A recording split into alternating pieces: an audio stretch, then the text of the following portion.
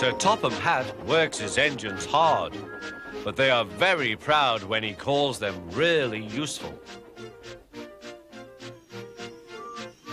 I'm going to the scrapyard today, Edward called to Thomas. What? Already? You're not that old, replied Thomas cheekily. Thomas was only teasing.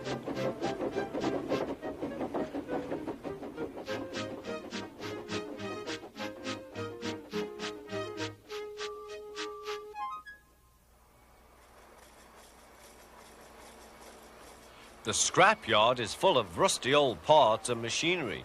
They are broken into pieces, loaded into cars, and Edward pulls them to the steelworks, where they are melted down and used again.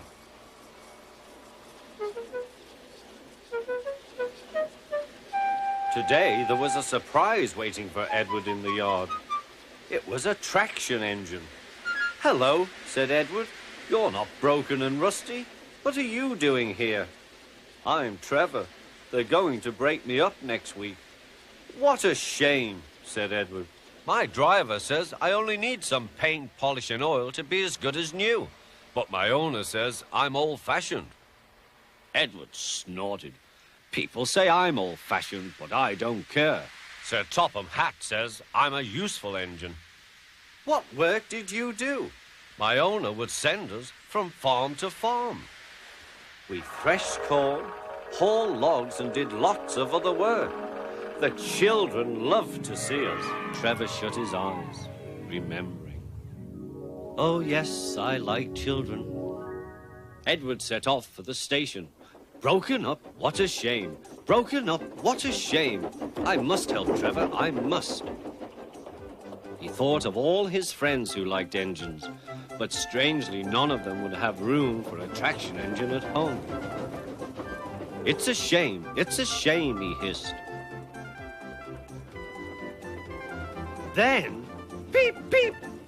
Why didn't I think of him before? There, on the platform, was the very person. "Hello, Edward. You look upset. What's the matter, Charlie?" he asked the driver. "There's a traction engine in the scrapyard, Vicar. He'll be broken up next week. Jem Cole says he never drove a better engine." "Do save him, sir. He saws wood and gives children rides." "We'll see," replied the vicar.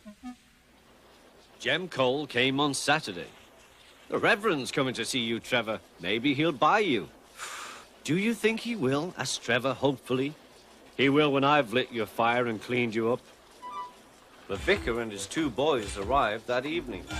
Trevor hadn't felt so happy for months. He chuffered about the yard.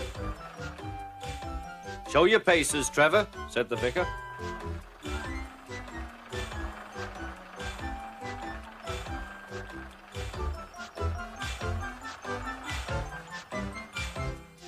Later, he came out of the office smiling. "I've got him cheap, Jem, cheap." "Do you hear that, Trevor?" cried Jem. "The Reverend saved you and you live at the vicarage now." "Peep, peep," whistled Trevor. Now Trevor's home is in the vicarage orchard, and he sees Edward every day.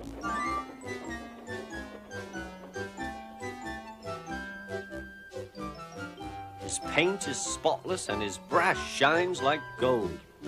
Trevor likes his work, but his happiest day is the church fair. With a wooden seat bolted to his bunker, he chuffers round the orchard, giving rides to children. Long afterwards, you will see him shut his eyes, remembering. "I like children," he whispers happily.